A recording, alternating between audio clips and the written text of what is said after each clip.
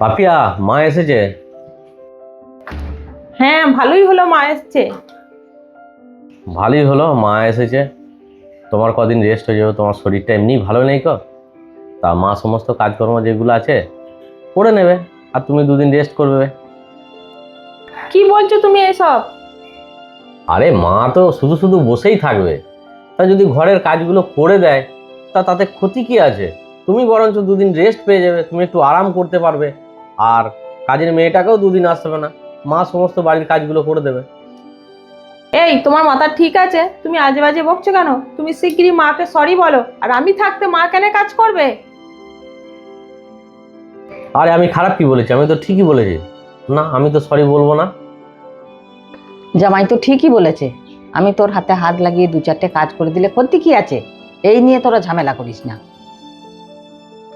না না, হাতে হাত লাগিয়ে করলে হবে না।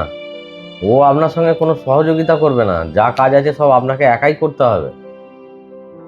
এই, তুমি কথাগুলো কেমন বলছো? মানুষের মতো কথা বলছো। মা, তুমি একটা কাজও করবে না। আমি থাকতে তুমি কেন কাজ করবে? সব কাজ আমি করবো, তুমি চুপ করে বসে থাকো। বাহ, এতদিনে আমি মানুষ ছিলাম, এখন আমি অমানুষ হয়ে গেলাম। যখন আমার মা 2-4 দিনের জন্য আমাদের বাড়িতে বেড়াতে আসে, আমাকে দেখতে আসে, তার নাতি পুতিদেরকে দেখতে আসে, তুমি তো তখন এইটা ভাবো না যে সে 2-4 দিনের জন্য এসে একটু আরাম করতে এসছে?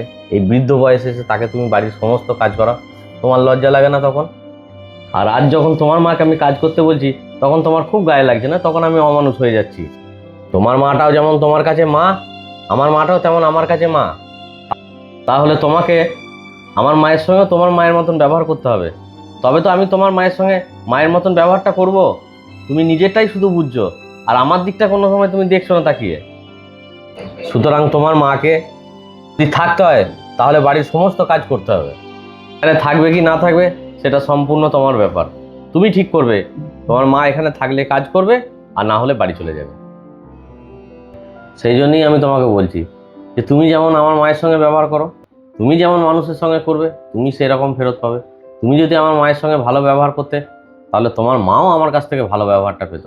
তুমি যেমন ব্যবহার করো, তোমার মাও সেরকম ব্যবহার আমার কাছে পাবে। এর জন্য দোষ কিন্তু তোমার, আমার নয়।